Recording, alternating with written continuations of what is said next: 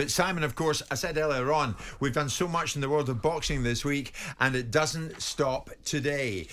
During the week, we heard from Messrs. Jack Catterall and Josh Taylor.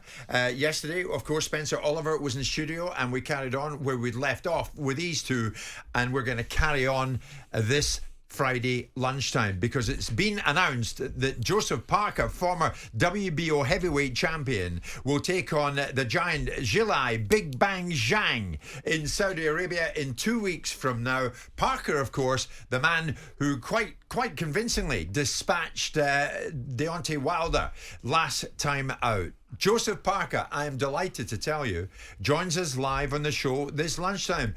Joseph, good afternoon to you. Good afternoon. Great to speak to you. Am I right in thinking you're already out in Saudi, are you? I'm already in Saudi Arabia. We arrived last week Friday, so just giving myself enough time to adjust to the time zone, get some training in, still carry on with sparring, and just going to finish off the camp here and make sure everything's on point and on track. It's always good to speak to you. Before you fought Deontay Wilder, not everybody, of course, in the world of boxing thought it would be you who would have your hand raised at the end of it. But you were absolutely sensational that night, Joseph. Did you always intend to make life so difficult for Wilder and to get the win the way you did? You know, when you sacrifice time away from your family and you put in work and you learn from the mistakes you made in other fights, and like the loss against Joe Joyce, I think from then I've made some great changes in terms of working on with Andy Lee, working with George Lockhart, and I felt very confident coming into the fight. I had great sparring, I prepared very well, and I came in quietly confident that I could do the job.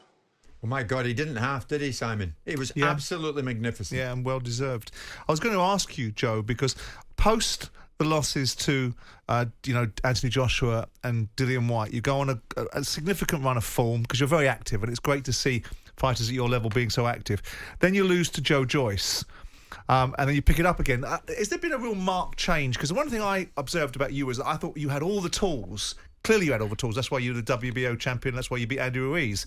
But you didn't use them as much as I thought you could do. Has Andy Lee got you to change your style a little bit, or is it just the maturing of a heavyweight boxer? I think it was a lot of it's to do with Andy Lee, linking up with Andy Lee, but also bringing in George Lockhart, who does the nutrition and strength and conditioning. And I think these two together have made the biggest change, not only in my in the way, obviously my body and my performance, but confidence as well. And when you see everything, in camp going the right way, it only adds to the confidence going into the fight. So George Lockhart and Andy Lee have been very fantastic in my career. Because I also think, though, you're letting your hands go more, Joe. Is that a fair I feel observation? like it too. Yeah, I feel like I'm not holding on to it as much and not as defensive, and I'm being a bit more proactive instead of being defensive and on the back foot. I noticed, so one or two people getting in touch with us. Zhilei Zhang, he brings his own problems. He's something of a battering ram with that powerful jab that he's got, and we know that did for Joe Joyce. How are you going to take care of that in the night then, Joe? Listen, Big Zhang is coming off 2 great wins off Joe Joyce, a lot of confidence, and Big Bang said he can bang everything that moves. So, going into this fight, I have a lot better movement than Joe Joyce. So I think with Zhang, it's going to be important to move, stick and move. And, he does tire in a lot of his fights, but I'm not counting on him to tire.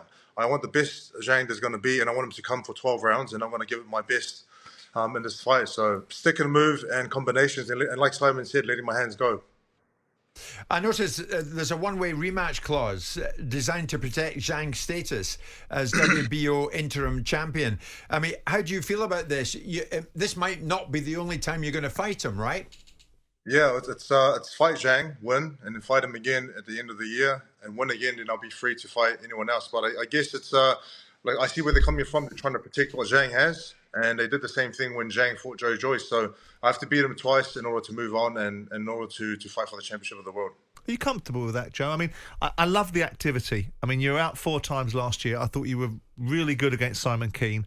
I predicted that you would give Deontay Wilder all the trouble that you gave him. I expected a little bit more from Deontay, but with due respect to you, that's probably because you didn't allow him.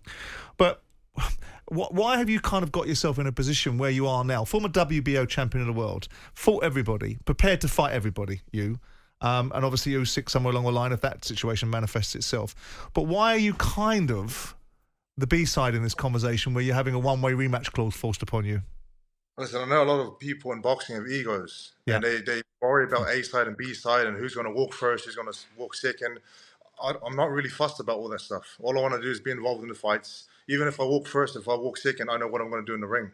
And it doesn't really matter who walks first and who walks second and who's the B side, A side. But I just want to get in there, fight the hardest fights, the toughest fights, and do the best I can. I wasn't making it so much about who walks in first or walks in second. I was more more thinking about you having to B-side, you beating Zhang and then have to fight him again. Is it simply a simple commercial discussion because the belts are going to be tied up for a period of time? So if these fights are good fights, you might as well get paid for them. Yeah, that's one of them. That's one way to look at it. But also, it's take the fight with the rematch clause, or otherwise we give it to someone else. Right. So it was sort of like a corner, but I'm happy. I'm happy I took the fight, and I'm looking forward to it. Joe, I believe into your camp comes the man who, when sparring with Tyson Fury, did for his eye, hence the delay in Tyson fighting Usyk. What's the thinking in that? You know, when they were out here, we spoke to Spencer Brown and spoke to Tyson, and they said that these guys gave them the best work, Moses Atuma and Agron. And even though Agron gave Tyson the cut before the fight, he was still giving them good work. So we thought that we're going to keep them out here, or bring them in and to carry on the good work that they've been giving Tyson and give it to us, or give it to me. And since we've been out here, they've been giving us the best work. Interesting. What's your view of all the conspiracy theories that have been flying around about that eye injury that Tyson Fury sustained? Everyone has an opinion, and everyone has a theory as to how it happened and why it happened, and so what. But these things happen in boxing. It was like a freak accident. I think it was the last sparring session, and just caught him with an elbow or punch, whatever it was, and these things happen. So hopefully, it's great to see that the fight's been rescheduled, and it's going to happen, but it's just going to take a bit of time. But going back to you, Joe, do you think there's any comparison people can draw between the size and performance of Joe Joyce against you and Zhilei Zhang? I mean, I got the understanding that you weren't 100% for that fight. You never used that as an excuse, but you had challenges in the background. Is there a comparison that people can draw between the fact that Zhang and Joyce are very big and very strong, and that there's a comparison there, or does it really, they're just two different fighters that you'll approach the fights differently? I think two different fighters, two different ways of approaching the fight. And this time going into the fight, I am 100%. There is no, there's nothing been happening behind the scenes where I've been ill or been, training hasn't been the best. I am going to be the best with this fight. So I think they can compare because of sizes, but it's a totally different fight altogether. Tyson, you're a popular man. I'm looking at all the Joseph, popular man. All the messages coming in. Quite a number of messages coming in from New Zealand, saying people down there are listening to you and enjoying what they're hearing. I've met you at Sky on a number of occasions. You are a very popular fella. You conduct yourself immaculately. But let's finish not talking about you, talking about the man I just mentioned inadvertently, Tyson Fury. Tyson Fury up against Usyk. Who wins it in your view? I'm always going to be biased because we're very close to Tyson, but I feel that Tyson's going to be too much for Usyk. Usyk is a very crafty fighter, and he's got all the skills, technique, everything. But I guess in the heavyweight division, Tyson's a natural heavyweight, and Usyk's come up. So I feel like Tyson's going to be too big and too much for him. Can I just ask you one last question, even though Jim said that was the last one? Given you fought Anthony Joshua, given your mates fought Ngannou, what do you think is going to happen on March the 8th between Joshua and Ngannou? I think it's going to be a very tough fight. I feel like Ngannou can take all. Listen, he took an elbow. He can take kicks. He can take punches. So I'm not really sure if anyone can hurt him. If he can't get hurt in this fight from Anthony Joshua, I'll be very surprised. Joseph, thank you so much for your time, mate. You got a busy one today? Have you got a session coming up, or what are you doing today? I have to do some boxing now, then hit training tonight. So I'm all in. I'm all in, giving you everything I can. We like you a lot, and thank you for your time with us. Joseph Parker, very popular fella, joining us live ahead of his fight with Zhilei Zhang.